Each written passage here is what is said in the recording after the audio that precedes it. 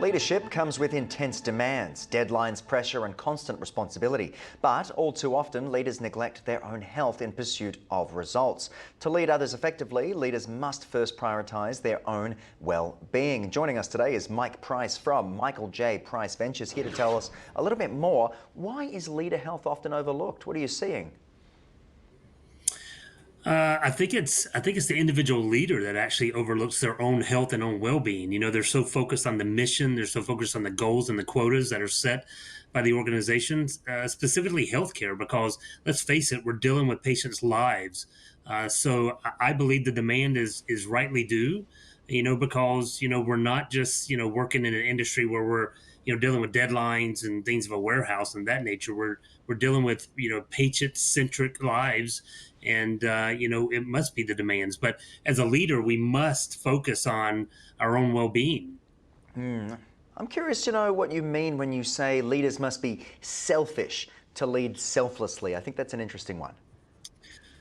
Yeah, so I say that often because we really have to focus on our own mind, body, spirit, and relationships. And when we don't do that, our cup really runs empty.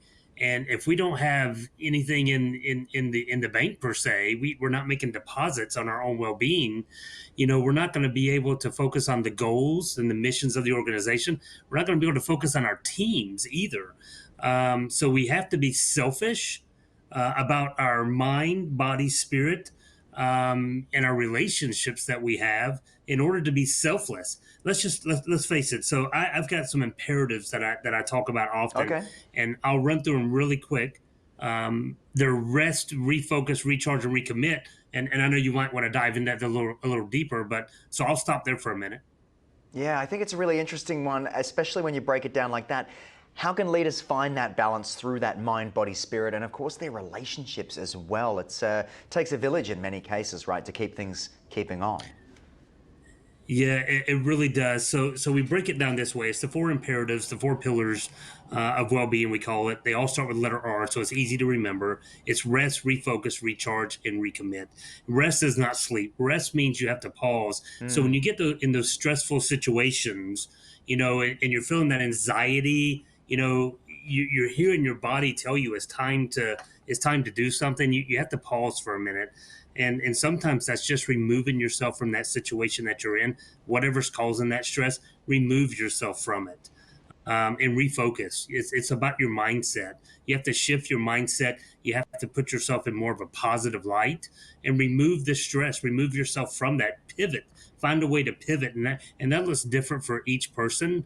And then you recharge. And what I mean by recharge is, for some people, that's walk, that's read, that's a hobby. It's time with the family. It's a little different for every person, but you got to find a way to recharge. And for some, that may be caffeine. Let's fake it. It may be you need another cup of coffee.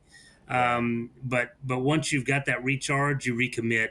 And when I say recommit, you need to something needs to change. You don't want to put yourself back in that situation, because you're going to be right back in the same situation you were with whatever was causing that stress. So have a plan, and make sure you're tweaking something, and not putting yourself back in the same situation that you just came out of. Absolutely. Of course, the definition of insanity, it's been said before, is doing the same thing over and over and expecting a different result. So breaking it up, as you've mentioned there, I think is a really great way to do it. Let's just recap those practical steps that leaders can take today to prevent burnout. It's a word of the last few years. People are just burning out left, right, and center. What would you say? Yeah, burnout's a real thing. It's really become a buzzword over the past few years. I it really starts with creating that balance in your life first. So you need to create that balance first, and don't try to separate personal from professional. Because I used to have a mentor that told me a lot of times, you're going to once you try to do that, you're going to do a disservice to one or the other. So don't try to separate personal from professional. Find a way to integrate it into your life and find that true balance. And then move into those steps that we just talked about. Then move into that rest, that refocus, that recharge, and recommit. And it's going to help you find balance. Michael, if people want to continue this discussion with you, perhaps learn a little bit more, pick your brain for some more insights, and perhaps take a moment, hopefully have a cup of coffee and chill out a bit, where is the best place to go to connect with you and your team? Yeah, thank you. So it's michaeljprice.com is the best place to find us. You can go on there. You can contact us through there. Of course, I'm on LinkedIn as well. You can find me under Michael Price. Those are the two best places to find me. I'm always on LinkedIn. I'm one of those that will actually respond if you send me a message. But Michael J. Price, and just send me a note, and someone on the team will definitely get back to you. Mike, thanks for joining me on the program, running us through a little bit about how leaders can look after themselves moving forward and avoid burnout, mate. Thank you again. Yes, sir. Thank you.